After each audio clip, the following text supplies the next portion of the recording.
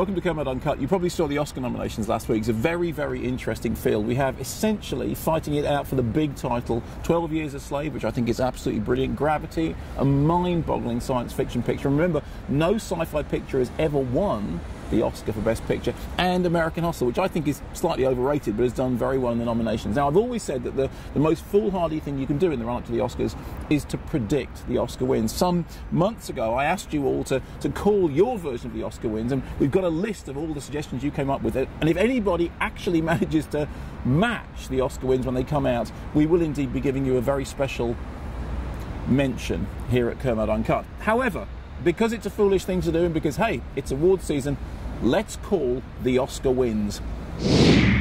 So let's start with Best Actor. Now, I was pretty certain for a while that it was going to be Chiwetel Ejiofor for his role in 12 Years a Slave, and I have to say that I would like him to win. I think he's absolutely brilliant. I think his performance is extraordinary. He has a great body of work behind him. He's done science fiction, he's done comedy, he's done drama.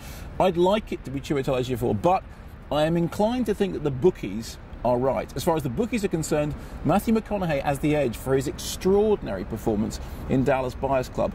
I want it to be Ejiofor. I'm pretty sure it's going to be McConaughey. On to Best Actress. Now, there's a lot of love in the world for Judi Dench and a lot of love in outer space for Sandra Bullock, but everyone seems to be in agreement that the real front-runner in the Best Actress category is Cate Blanchett for her performance in Blue Jasmine. I don't think Blue Jasmine is by any means Woody Allen's best film, but I think it is a terrific performance by Cate Blanchett. Also, in the Supporting Actress category, we have a nomination for Sally Hawkins. I think she's got a chance, but it's a very, very tough fight against Lupita Nyong'o. As far as Best Actress is concerned, I think it's a dead cert Cate Blanchett.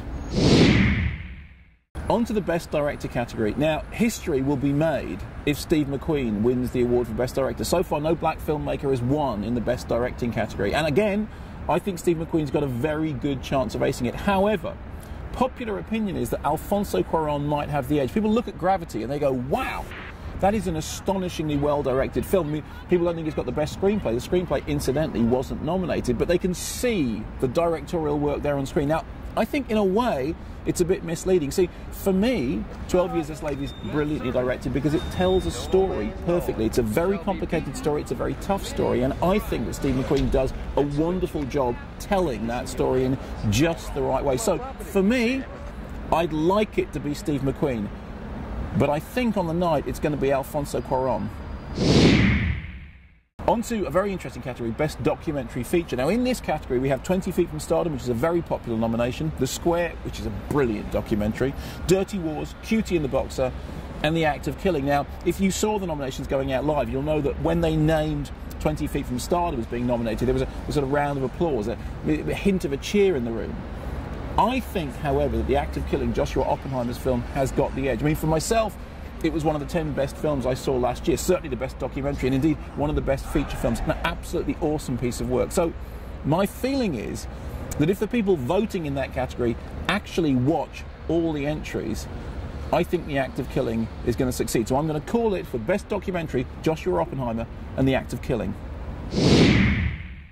All of this brings us to the Best Foreign Language category, perhaps the most controversial category at the Academy Awards. Every year when the nominations are announced, there's always some terrible omissions, and it's all to do with the kind of strange Byzantine eligibility rule. So this year everyone said, well, where's Blue is the Warmest Colour? Everyone loves Blue is the Warmest Colour. It won the Palme d'Or at Cannes and it's internationally successful. However, it was released in France too late to be eligible for this year's Academy Awards in the Foreign Language Film category. So the contenders are Omar from Palestine, The Missing Picture from Cambodia, The Hunt from Denmark, I mean that came out here way, way back, The Great Beauty from Italy, and Broken Circle Breakdown from Belgium. Now, if I had to call it, I'd really be saying it was a title fight between Broken Circle Breakdown, which I loved, and The Hunt, which I think was extraordinary. However, the popular opinion seems to be going with The Great Beauty. So many people I've met saw that film, so it was the best thing they saw last year, one of their favourite films of all time. Personally, I think it's a little baggy, a little ill-disciplined, perhaps not Paolo Sorrentino's best work, but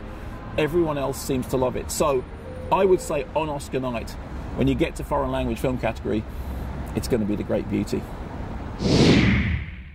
And so to the now expanded Best Picture category, so many titles in contention. Let's have a look at them one by one.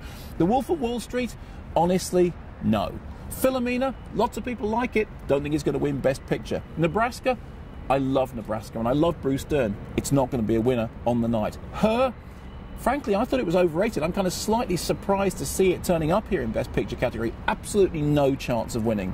Dallas Buyers Club now, that is, of course, becoming increasingly popular because, as I said, I do think that Matthew McConaughey is going to win Best Actor, and there's a very strong chance that Jared Leto is going to win Best Supporting Actor, so it's a possibility. Captain Phillips, I'd love it to be a contender, doesn't seem to be in the running as far as the bookies are concerned.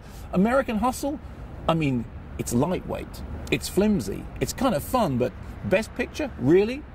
So for me, it comes down to two titles, 12 Years a Slave and Gravity.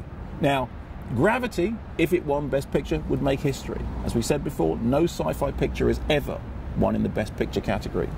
However, I'm going to stick my neck out and say, I think that 12 Years a Slave is going to triumph. I think that its moment has arrived. I think on Oscar night, it's going to be the winner. So, to sum up, Best Picture, 12 Years a Slave. Best Director, Alfonso Cuarón. Best Actor, Matthew McConaughey. Best Supporting Actor, Jared Leto. Best Actress, Cate Blanchett. Best Supporting Actress, Lupita Nyong'o. Best Documentary Feature, The Act of Killing. Best Foreign Language Film, The Great Beauty. That's how I think it's going to fall on the night. Those aren't necessarily the things I want to win, but they're what I think are going to win. What do you think? How many of them have I called right? Let's wait and see.